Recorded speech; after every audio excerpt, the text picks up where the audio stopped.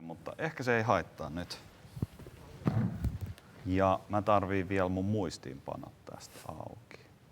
Onneksi ei ole mitään sählää. Okay, so are we live now? Okay, hey everyone. Welcome to Varjo's Chroma Key webinar. Amazing that you all could join us. My name is Jussi Mäkinen. I'm our Chief Marketing Officer. And I'm Urho Konttori, Chief Product Officer and Founder. Yeah. Welcome. Welcome everyone, and thank you for joining us. Before we get started, of course, addressing the current situation, hope you're all safe. Everybody at Varjo are currently working at home, so we are here in an almost empty office with Urho. Hope you are all safe, and of course, safety of our own employees is super important to us, so that's why everybody are working at home. But at the same time, we are working 100% sure, giving all the support for our users and making sure that business operations run perfectly day by day. Not only for us, but especially for our customers, of course. Exactly. So that you can trust. But we have an amazing show today. So we will kick off with a presentation on the Chroma Key applications, how you can use them. And then hopefully we will see some demos as well. And then at the very last, we will have a chance to have a Q&A session with the people who are behind our Chroma Key and marker features. We have Ville and Saku from our mixed reality team answering your questions. Yeah. So please, during the presentations, do add questions onto the website. It also helps Saku and Ville to prepare to answer them as well as possible. So that's going to be helpful as early on as possible, more time for good answers. Thank you. Yes, and just a reminder, the Varjo Base 2.2 is now out. So all the features we are talking today, the Chroma Key, the markers are available as we speak to download and for all of our users. So with that note, should we start the presentation? Why not? Why not? So let's start with a short introduction on the Chroma basics. So of course, Chroma Key is a technology that film industry has been using for a couple of decades already. So it's not something which is new. But what is new is the application in the mixed reality setting, especially as Varjo's XR1 is the only photorealistic true mixed reality headset. And this starts to be only interesting once you have actually surpassed a certain quality barrier. That image is from the shoot that we did when we were testing out our Chroma Key. So we had quite a nice Chroma wall setup. Yeah, exactly. So it's one of the things that I'm sure that most of you have seen also already the Chroma Key video. And if not, then you can also see behind us this green screen. So basically what we're doing on the Chroma Key technology is that we are letting virtual reality push through everything which is of certain color. You can pick the color yourself. We support up to 4 colors at the same time, so you can also use those to adjust, for example, dynamic things being, for example, blue, all of the static things being green, or so. We obviously are very flexible, and these are features that have actually come from requests from some of our customers in the simulation space. So we'll actually dig down a bit deeper into those use cases, but we did this as per request. Yeah, in 3 months, which was quite amazing feat. And what it really allows is to have the true mixed reality, where you suddenly are able to mix real-world things logically to the virtual environment and operate with them, interact with them.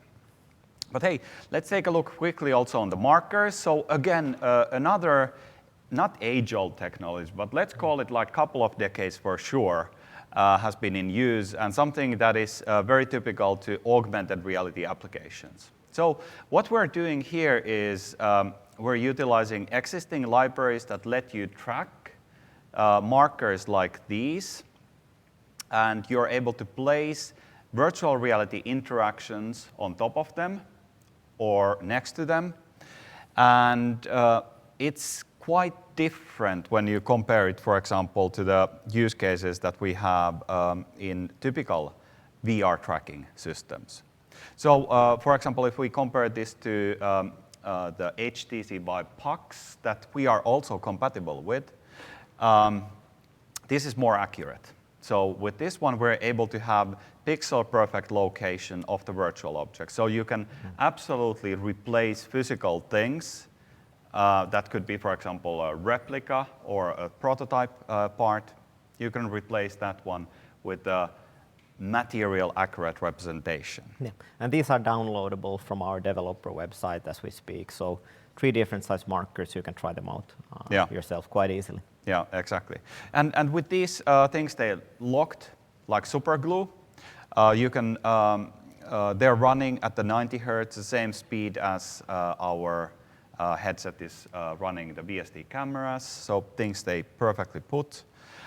You have continuity, so if you place a marker like this on an object, it's possible then to later on the next launch of the same applications, things will be appearing exactly the same place. There is no drift whatsoever, which is super interesting. There is no hassle. You don't need to charge batteries in order to be able to utilize them. So very easy to operate. You don't need to pair them. Multiple users can use those simultaneously. It's super interesting and stressless environment. I think the multi-user environment is one of the most interesting things for the markers. So when you have 2 headsets, 2 computers, they can share the exact location and the same digital element in the same environment. Super easy to do. Yeah, exactly. And what we have done is that we have a super easy and convenient API to access them. So you basically get always the identity of the marker. We support up to 1,000 markers in the same space automatically, which is kind of interesting. And then you can build interactions on top of those very easily. So you don't need to be utilizing lower level libraries like OpenCV to utilize these. So you get easy convenience APIs for both Unreal and Unity for them.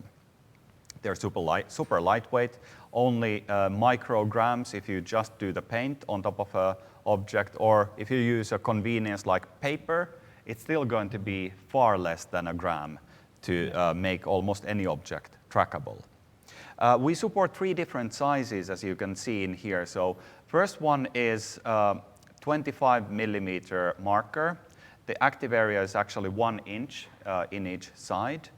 And it's usable for roughly half a meter. So if you have something in your hand, you can track that one with the smallest markers. But if it's any further, or even at like an extreme reach of the arm, it starts to be a little bit jittery. So we suggest that if you are actually building something which you want to be super reliable, and you use it within like an arm's reach roughly, so within 1 meter, you should be using the 50 millimeter markers. Because those are stable for any typical interactions. And then we have the largest one, which is the 150 millimeter marker, so 15 centimeters.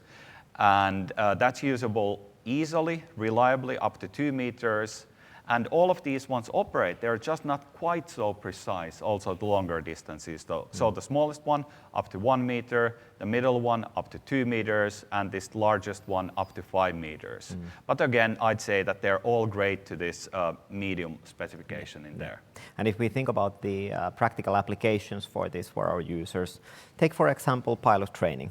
You can put a marker in a cockpit, and you can put a virtual monitor in there. It can be a radar screen or any kind of info screen, and you can very easily adjust the place of it and put any kind of content on top of it. It can be video content, still content, 3D content. Absolutely. Very easily do it. And the same goes for car design. So if you are designing the future car dashboard and you want to try out different places where you put your info screens or any other 3D or virtual objects, these markers are by far the easiest way to do it. So it takes a lot of hassle out from the development, saving a lot of time and money. Absolutely.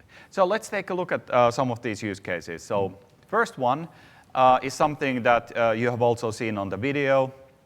Chroma in VR. So we're talking about a case where we are predominantly inside a VR setting. For example, in this case, this plane, everything else is now virtual except that piece of paper. The point is that you can actually operate with the physical things that you would need to operate in a typical training session, like a pilot card that lets you have the mission briefing and look at that one. Typically, they're actually here on your lap. Then the stick, you can see that one, obviously. As a pilot, you should know that by heart and not even look at it. But we can place individual physical things that you interact with. It could be that, for example, in the cockpit, some of those switches would be real.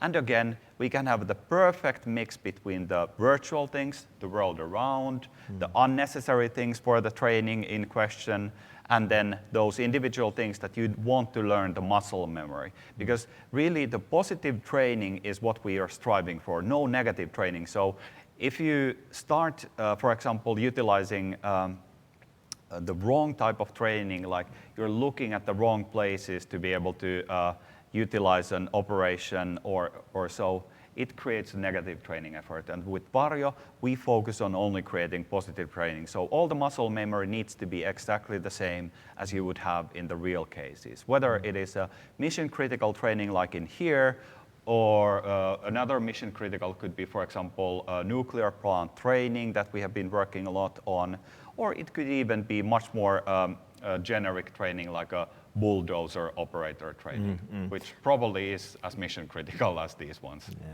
And I think the first time that I tried it myself, it's absolutely mind-blowing. We never had this kind of sensation of immersion inside mixed reality or virtual reality. And what we have heard from our early access customers as well, they're saying the same, that they have never experienced anything like this. And it's incredible the first time you experience your body being there with you in the virtual world. I mean, it is something that you absolutely need to experience yourself. As a fun fact, we are here showing some of the things that we're doing together with our developers. So these guys were doing like preliminary training for the video at the office. So you have one Varjo headset there doing an image of one of our developers who's wearing the headset. I think we were using DCS Flight Simulator here. So we rigged one XR1 to take the image from the outside. So we were seeing the pilots from the outside of the dashcam. I think our inspiration here was the latest Top Gun movie trailer. So we were kind of like replicating that one. In any way, it felt quite cool. So these are the kind of things we do inside Varjo. Exactly.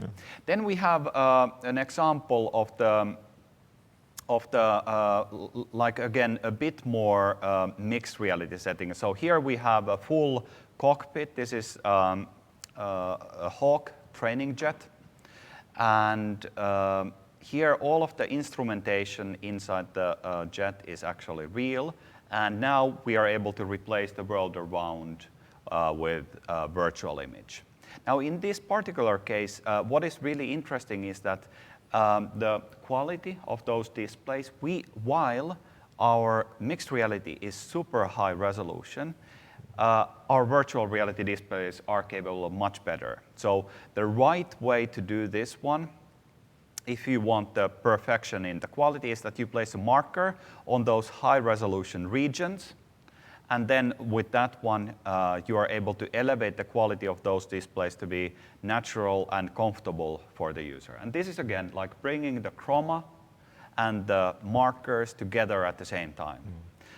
It is also one of the areas where we support what we call a chroma marker.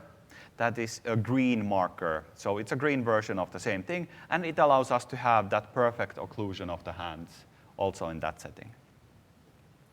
And here be an image of the chroma marker. Unfortunately, it's not there. I can actually show one of those a bit later on. Yeah, I think later you will see them. Yeah, absolutely. But here is another example of a mixed reality setting, because it's a range. In this case, we have decided that the only thing in here is going to be this lid that you can open, and then you're able to simulate, for example, how to do helicopter pilot or a helicopter operator training for a rescue mission. Opening a hatch. Yeah. Opening a hatch at the bottom of a helicopter, and you can actually see what is going on down there in the sea. So.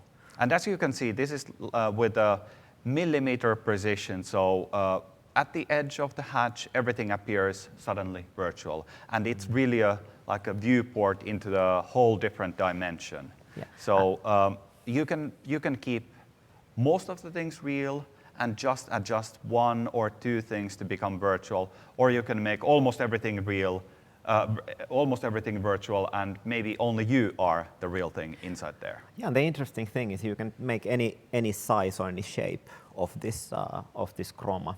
So it's basically up to just the imagination of the developers and the creators, what kind of things you can do with the Chroma. So it can be a small, any kind of shape. We've been trying even clothes on it, and it's quite versatile. Yeah, exactly. And in the design sector, when you think about utilizing Chroma, as I mentioned, you can do, for example, a 3D print of an object. I'm myself coming from phones background, so we used to be doing daily prints of the phone project that we were working on, like typically a few different parts being explored at the same time.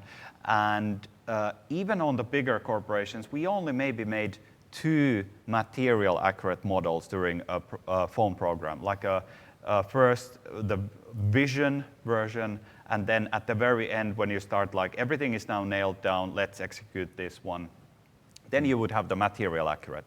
And you never in between really saw the material version except in renderings. Now what we're able to do is that you do a 3D print, you pick the Chroma to be the print color, you attach a marker on top of that one, and when you hold it in your hands, it's actually the real deal. You can start running animations on top of it. It reflects the world around realistically because of our beautiful light model that we're capturing, something that Ville Timonen made for Varjo, as well as together with his colleague Petteri Timonen.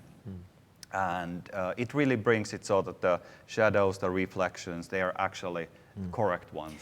They start to become like a digital twins of objects that you actually can hold in your hand. The occlusion is perfect. They follow the markers, the Chroma markers, and then, but you, through our headset, you can see how it would actually look like when it's ready. I think it's quite exciting. The future is super exciting. We are working on multiple super interesting projects on this one, so more of that. Yeah, it's unfortunate that we have focused all of our efforts now into customer project on this one and cannot show an example of it because we have been working on the real deals. But stay assured, this is a game changer in the design space, whether it's a small thing or a bigger one. Okay, good. So then collaboration is, of course, always where, whether it is training or design, things really come to life. And when you think about the Chroma key, it's so interesting when we can share a space together and we are both seeing each other there physically. And we can express so much more when we're actually utilizing the whole body language instead of just having like pointers, like look at this thing. It's not good. It's only half the expression. And when you do, for example, a Chroma key room and then have all of the people joining on a design session, it's absolutely incredible. Yeah. You can be there in the new Dubai skyscraper, but you are not there alone. You are not isolated like you are in VR, but you are there with your colleagues. You are there with your customers, clients, and any peer that you would need to have in there. And they really feel like the real deal. Yeah, and I think we have a real-life demo of that one. Exactly. On the next as we get to the demo station. Yeah, and what is really interesting is that you can then have also the physical things with you in there, and we'll showcase those during the demo for sure. Exactly. So mixing the physical and the digital again with this Chroma and seeing other people there as they are is quite a game changer. Nothing that we have experienced before, but now of course we have experienced quite a lot with that one. By the way, that shot on the screen is together with the Autodesk VRED. So we were testing that out, and of course it works amazingly. One of the interesting things is that our Chroma key at the moment works with any VR application. So we're able to turn any application into the Chroma enhanced version. And this is with VRED running in the normal native version and just getting people to be inside in there. Exactly. It's quite interesting that any VR experience and application you have, like we've been trying out Google Maps. Earth, Yeah. for example, and many others. So with Chroma keying, you actually are turning them instantly into mixed reality. Yeah. It's pretty incredible. It's and pretty suddenly you're incredible, not alone. And you can also use this in training so effectively when, for example, the focus of the training activity could be all with the physical things, and you're operating as a team or multiple people working on the same thing. You're talking with them naturally because they are actually physically there with you. And then the world around is the simulated one or whatever. So it extends so nicely. One of the things we've been also working on is consumer research. So for example, doing a virtual storefront with the Chroma screen where you can see people, you can see other people, and then you can add real objects on top of virtual settings quite nicely. I think there was a very nice video of this one by our reseller in Japan, Elsa. Shout out to Elsa to Japan, and they've been doing a couple of experiments on this one. So really nice stuff. Yeah, and hey, let's take a look at this one. So again, something behind the scenes. So again, a real face appearing on top of the Colosseum in Google Earth. It's some of the fun things that the developers every now and get to enjoy. The point is that it brings so much imagination into the work. And you can start exploring so many things that you can actually achieve with the Chroma key. It is quite a magic trick, I think. It makes it quite fun. All these kind of things we've been showing. I think one of the most funnest demo that we've been showing is this Harry Potter magic invisibility cloak. Yeah, exactly. And you can do all this kind of fun stuff with the Chroma key. But yeah, just another day in Varjo's R&D. Yeah. And then, of course, we already touched on the marker tracking. So ability to share objects with the people inside these collaborative settings as well. So you can give an object that has a marker. The interactions can happen as a consequence of this transaction. When you're working collaboratively, the coordinate system is exactly the same for everybody, so it's shared in between the users. It can be just a single marker that sets this up, or you can have multiple markers to have like a super reliable coordinate system for the people. When you set up a scene, an environment which has the physical things and the mixed reality things mixed together, again, you place one marker and it's going to appear in the same place for everybody, or you place 500 markers and they all extend as they need to. Yeah, and I think the example here that I'm actually holding through the marker is Volvo's dashboard or info dashboard that they shared with us. So just an example that with the marker you can put it on your dashboard and then put there, for example, an infotainment system, like in this case, it was from Volvo, one of our partners. And we'll actually show some of these in real life pretty soon. Yeah. So that should be fantastic. Let me still check some of the things that we could do. So one of the things is that we can also track shape deforms. So especially the smallest markers, you can easily place tens of those onto an object. It could be a cloth, and then we're able to track the deformations of that shape. It's pretty spectacularly interesting. So you get all of these data points, and then whatever you want to do, it's up to you to actually make it. So ease of use, you can track absolutely anything. The accuracy is phenomenal. It's pixel perfect in this short distance area for each of the sizes, and it's millimeter perfect after that one. It's reliable. There is no batteries needed. It has the continuity. It's the same every single time you start the application again, and it's super collaborative, which is the most important thing in the mixed reality. Yes.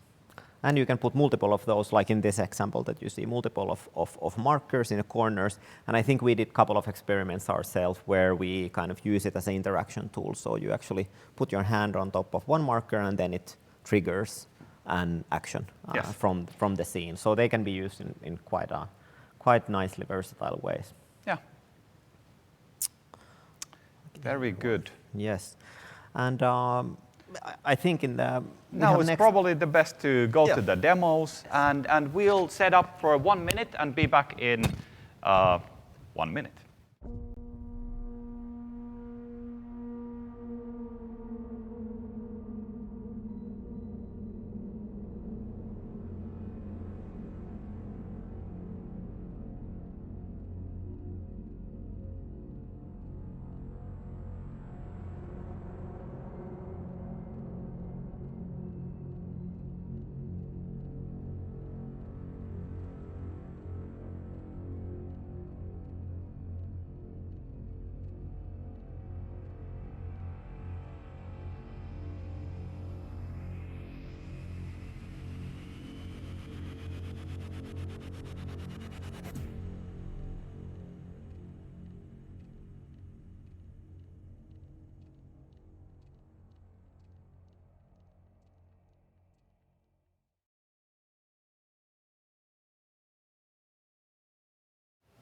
Urho feed.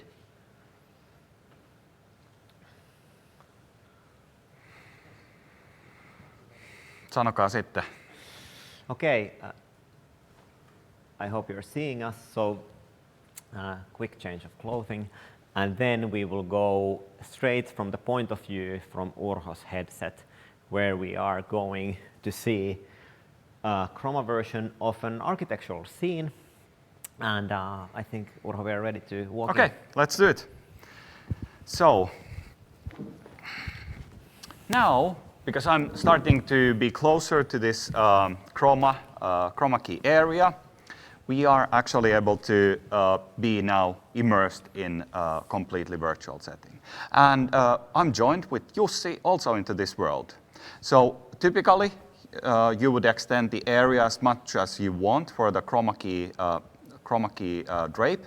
In our case, we have it for roughly 180 degrees. And what is super interesting is that we're actually able to interact with each other. We can place some of the objects here to become part of the world around us.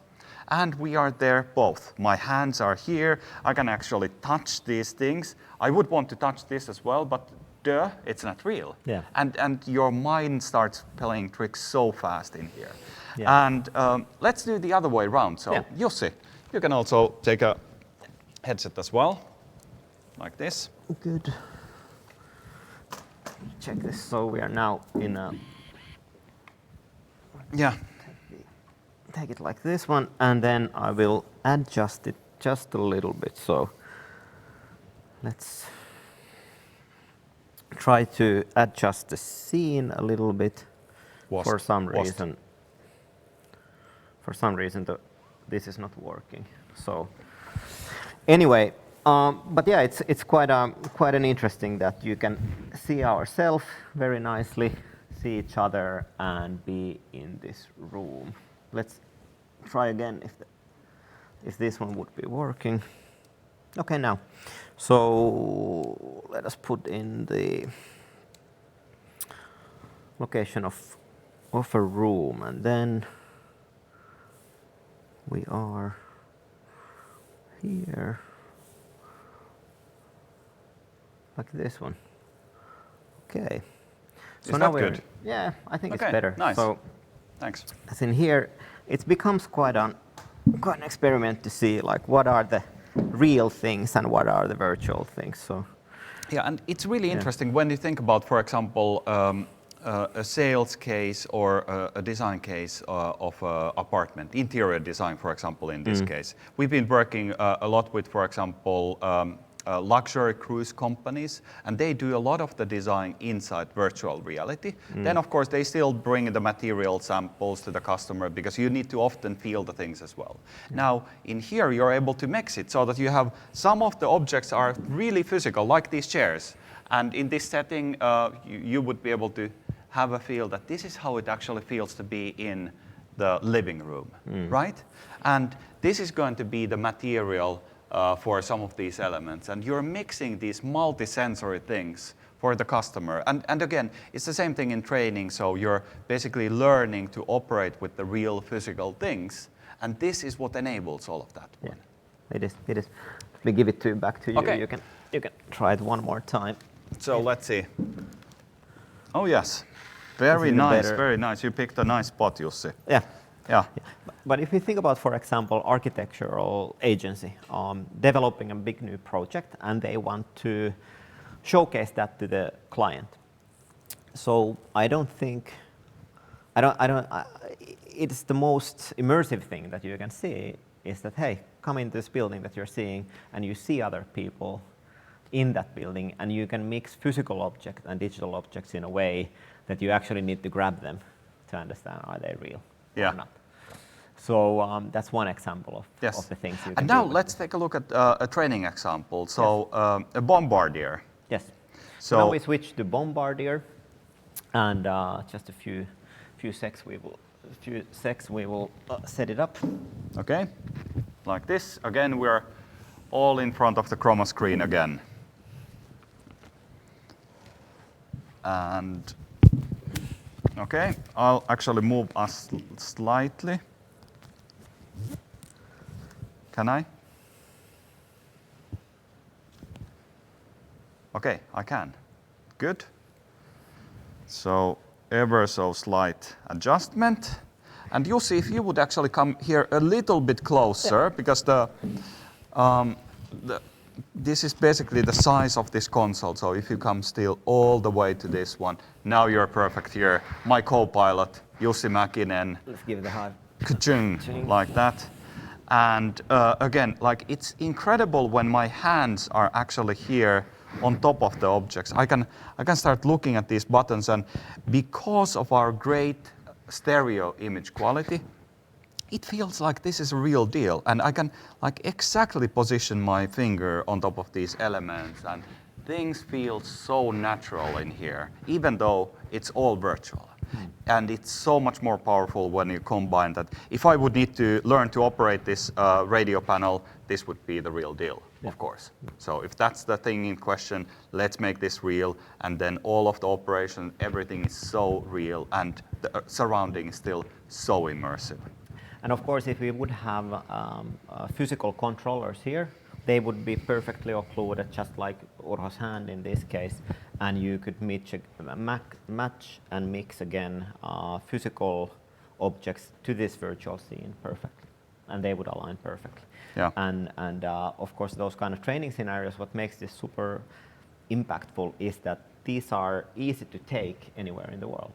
So now Absolutely. the trainee can come. The trainee can stay put while the setup goes to wherever the training is quite easy. Yeah, exactly. It's so important to bring the training to the people as opposed to people to the training. And this particular setup that we have in here, it goes to a single bag, and we have traveled to multiple countries with that on the airplane. So it travels really easily. And of course, in a typical training scenario, you then set it up to each of the individual training places, and that's it. But super easy to put together. Yeah, and even this Chroma screen that we have goes in a quite compact space. Well, when we were traveling to London 1 month ago, I think it was quite a super easy setup. Super easy. Yeah. Okay, hey, and this is perfect. So let's take a look at the markers next. Yeah. We have much more, I'd say, like fun examples for the markers. They're a bit less.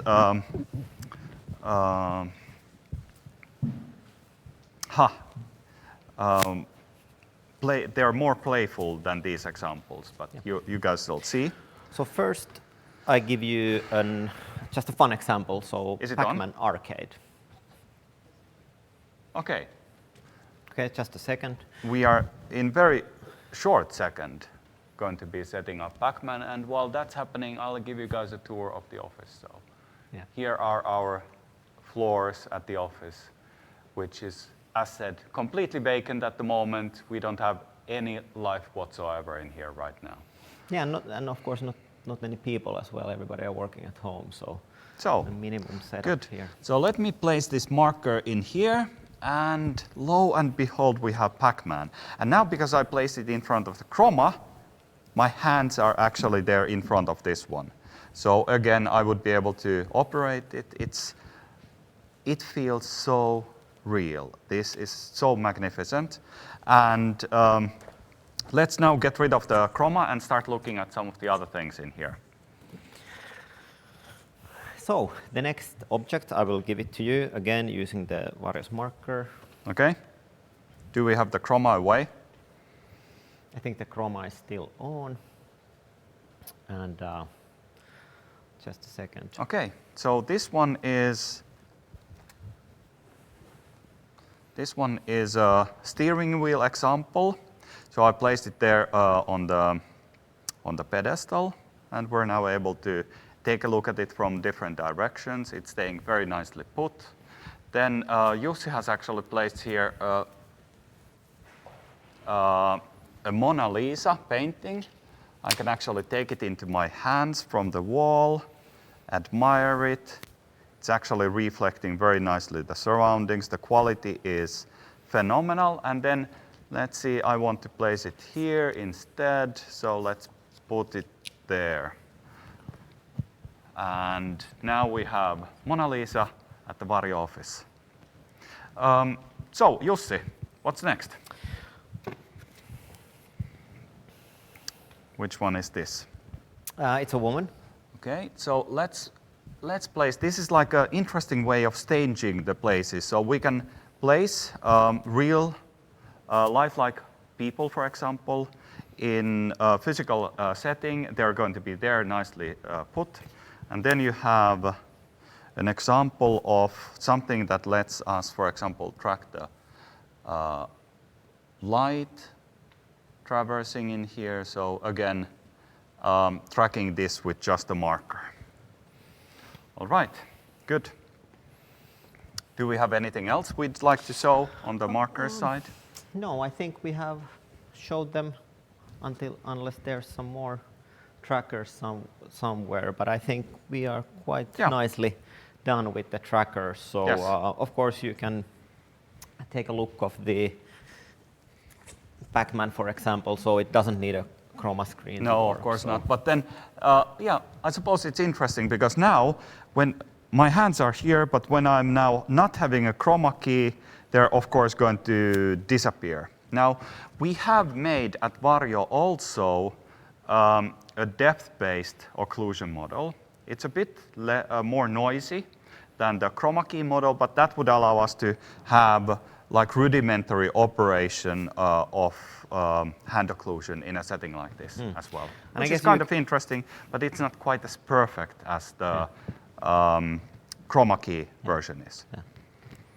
All right, so I think it's a good time for us to go to the Q&A sessions.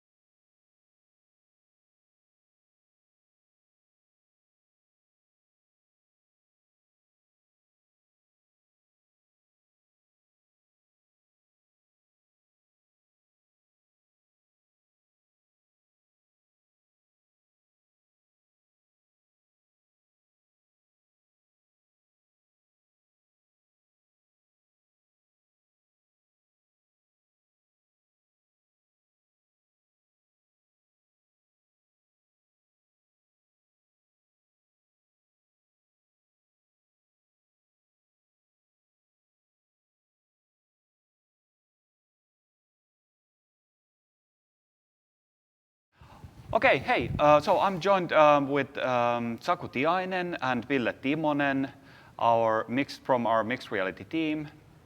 And Saku has been responsible for the Chroma key very recently, and Ville Timonen was were you the second mixed reality team guy? Yeah, I think pretty much yes. Yeah, and Ville has been now since joining Varjo, the lead mixed reality developer at Varjo. So we are very fortunate to have such expertise today in the house.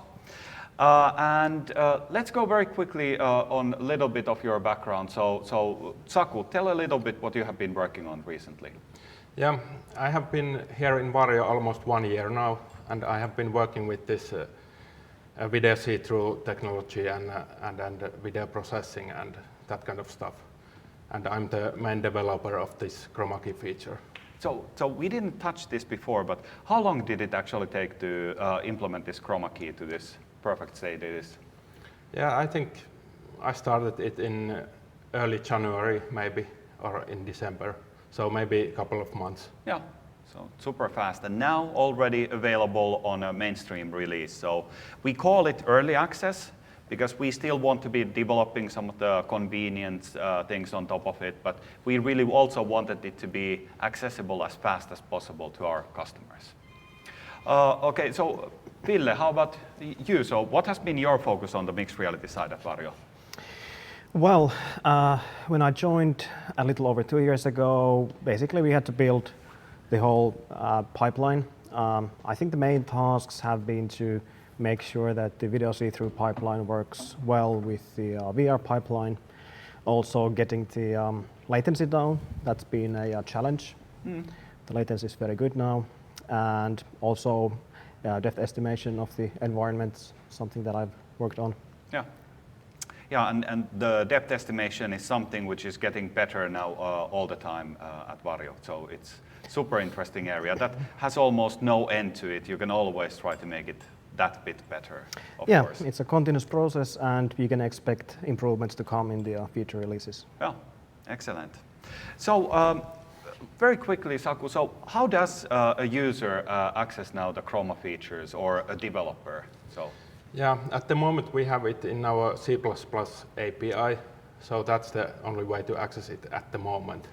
But we are working on Unreal and Unity plugin support for it, and also some features will be exposed in our user interface in Varjo software. Yeah, and now we have been using something which we call Chroma tool, which is a command line tool that lets you rather easily set up the Chroma key. Now that's not available by default on the software releases, but if you need to utilize and trial out the Chroma key in your application very quickly, you can reach out to sales@varjo.com and they'll be able to help you out, access that one, have a quick trials like the things we have been doing with, for example, Google Earth, and see how it's going to be improving your pipeline. So it's a great way to try things out fast. Okay, so then let's take a look at some other questions here on the list. So Mark is asking that, will there be a possibility of using the hand to interact with the marker, which has a virtual screen put on top of it, or the hand will interfere with the marker? Now, this is exactly the reason why we have developed the Chroma key markers. So maybe, Ville, you could elaborate on this one a bit. Yeah, this is actually, we feel that many people need this feature. So you can have a marker tracked Chroma keyed surface. Let's say you are in a car cockpit and you want to replace a part of the real car's surface with a VR display. So the way to do it is that you have multiple markers so that your hand is unlikely to occlude all of them at once. And basically you can then make the VR content be anchored to those markers that are visible. So that way you can still move your hand over the markers as long as there is at least one visible. Yeah, yeah. Excellent. So then we had a question from Andreas. Can masking be combined with Chroma key, virtual environment and cockpit? Inside the cockpit, a mask for video pass-through that shows the real physical cockpit. So masking can, of course, be combined with the chroma key. And you can certainly make it so that you only mask a certain region to be the chroma area. And that's, of course, the power of the chroma key. Yeah. Yeah.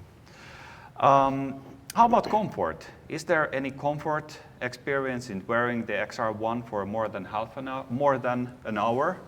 So do you guys want to take it?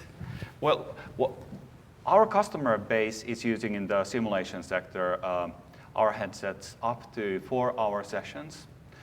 Typically, a flight training session can last 4 hours in civilian space. So in that case, you would have a mandatory break at the midpoint, roughly 2 hours at a time. So of course, we have been working tremendously to make the headset ergonomic. That's why it's actually so much heavier than the VR headset, because the counterweight is absolutely balancing the headset. Now, one thing that we would recommend is that if you have these kind of very prolonged use case scenarios, you can have something that also pulls a little bit of the weight of the headset. If you have like a scenario where you just sit, it's quite comfortable to make it so that you have a spring system that unloads some of the weight of the headset. That makes it super comfortable, but it's still so well balanced that you can absolutely use it for hour-long sessions easily. So I'm continuing with Saku now. So could you explain how the early access users can utilize the APIs to access the Chroma feature? So it's like a follow-up question to the previous. Yeah. Basically, the API has only some functions about this chroma keying. So you can set up your configuration through that API, and then you can enable it for your application. So basically, those are the features we are now exposing. And then later we expose maybe more features, maybe through the user interface or API or both. Yeah. So then there is a question, this one for Ville. So is it possible to occlude virtual objects with the real environment? So, for example, camera image. As I understand, this question is basically, can the real world occlude the VR objects? And that's one of the main strengths of chroma keying, basically. So as you saw in the demos, as long as your hand or your real life object isn't green, then it will naturally appear on top of the VR content. As you also mentioned, it's possible to do with depth estimation, but as anyone who's worked with trying to estimate real world geometry in real time, it's quite difficult to get the same level of pixel perfect silhouettes as chroma keying can get. So for this purpose, the chroma keying is the right tool. Yeah. And also the extra latency from this chroma keying is basically 0. So it's very instant. Exactly. Yeah, that's true. It's super. So Saku, do you have recommendations what materials to use for the chroma? Yeah.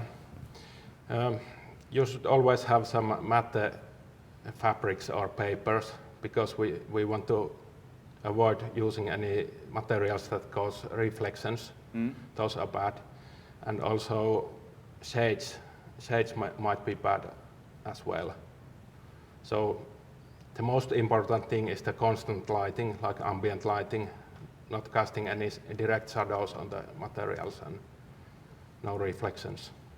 Yeah, very true. So for example, this is not an ideal studio lighting setup that we have here, and you start seeing some of the issues with the chroma key feature, but really we have placed absolutely no helping lights in here. Yeah. So it's And we have lots of outdoor lighting coming from up, so temperature of the color might vary, true, as you saw in those demos as well. Yeah. So then a question for Ville. Does the XR1 have the same screen technology as VR2? Does it have the same blurry edges between the two screen types, the high resolution and the low resolution one? Right, so basically the XR1 does have the same display system as VR2, so you should see similar display performance in XR1.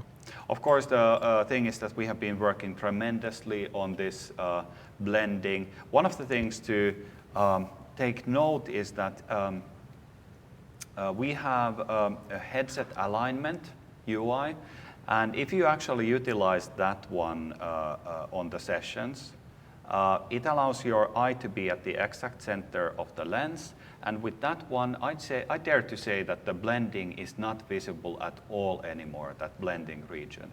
But if you just put the headset on like it is, it can be slightly off from the perfect center, and then it's possible to see some of those artifacts a little bit, but they have been disappearing so much, and like I have been here throughout the 3-year journey that we have been on at Varjo, and it's like infinitely better than what it used to be, let's say, of course, 2 years ago, but even 1 year ago.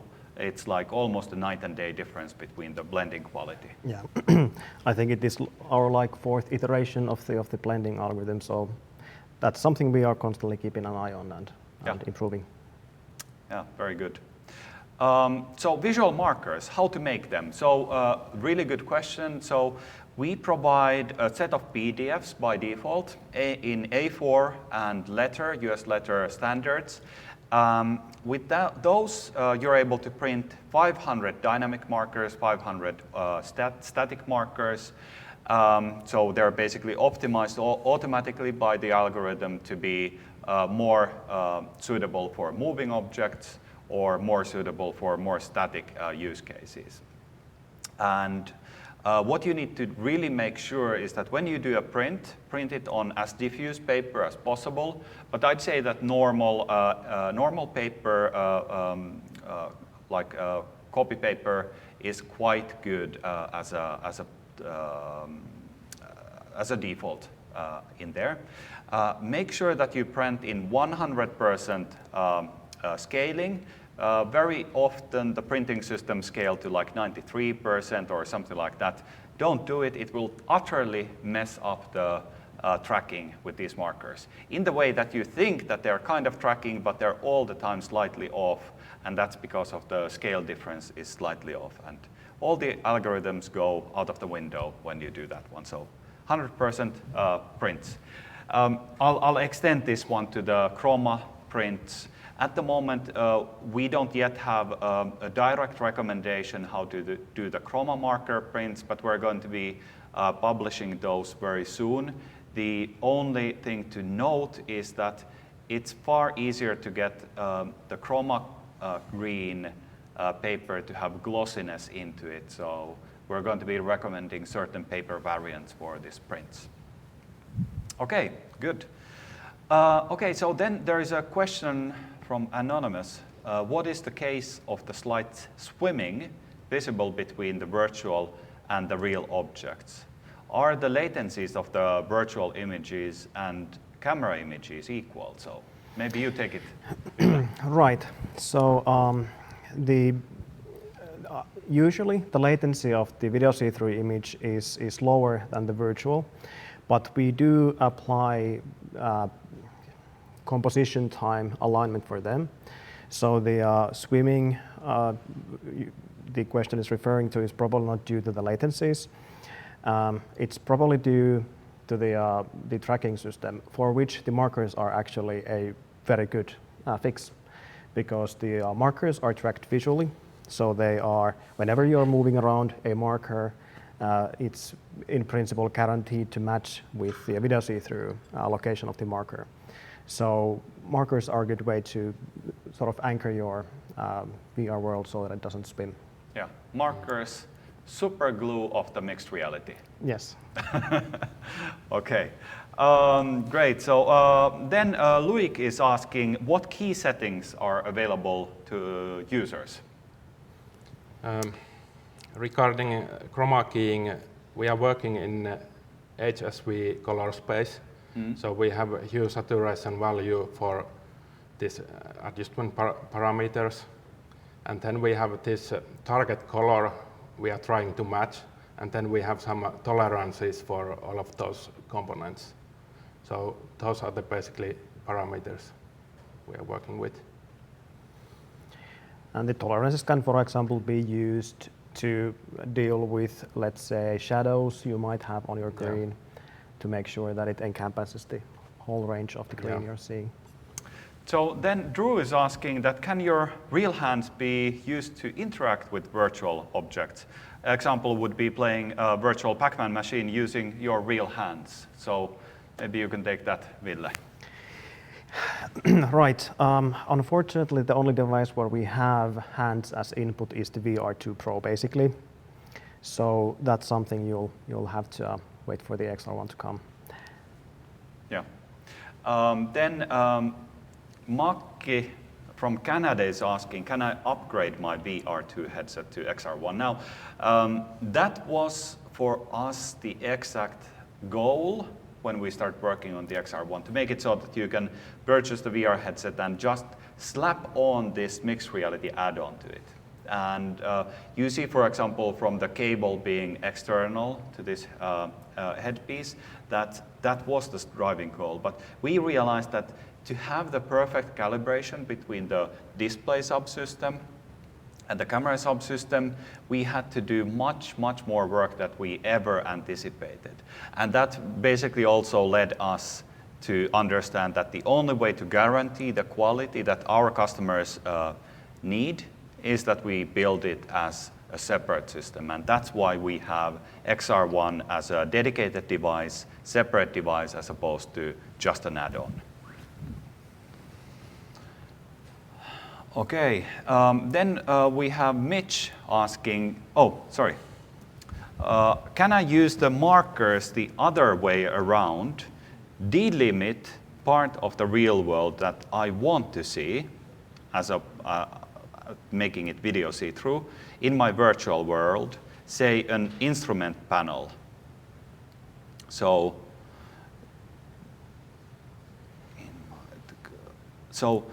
I suppose, as opposed to utilizing the Chroma itself, using marker as an anchor, that next to this one make a window that opens up into the real world. So, Ville. Right. So I think the question is that you are to start in a full VR environment, and then you want to basically carve out a window to the real world from the VR scene.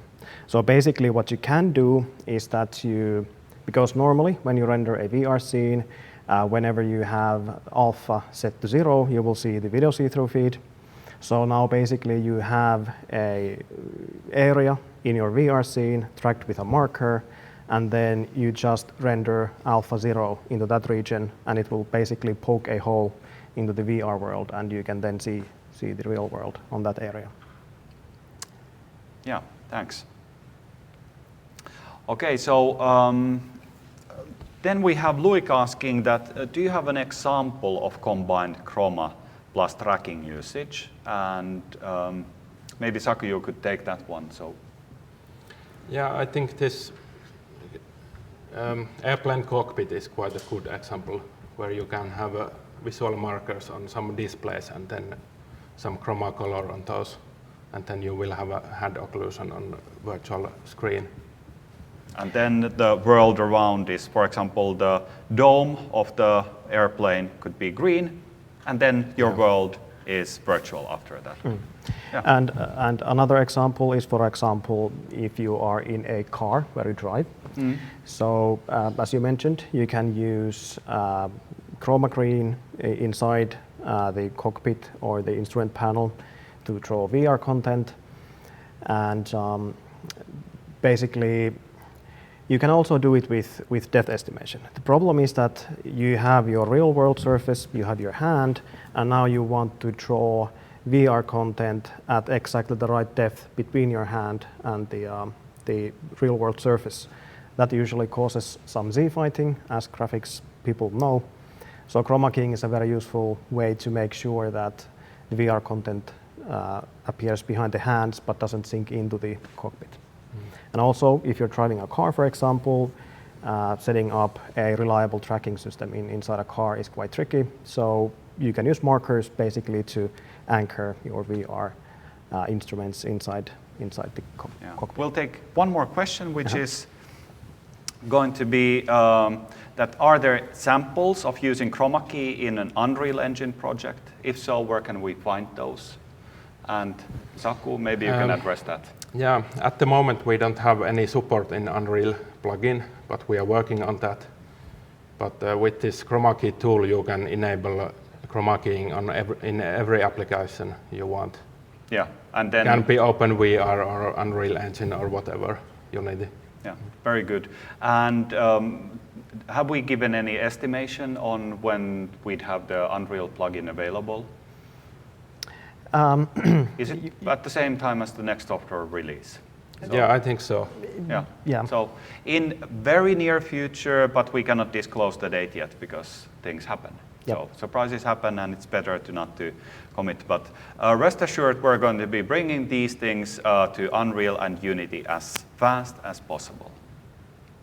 And then now we conclude. So thank you, Saku. Thank you, Ville. Thank you for everybody who has joined on the webinar today. So incredibly happy for this one. Thank you.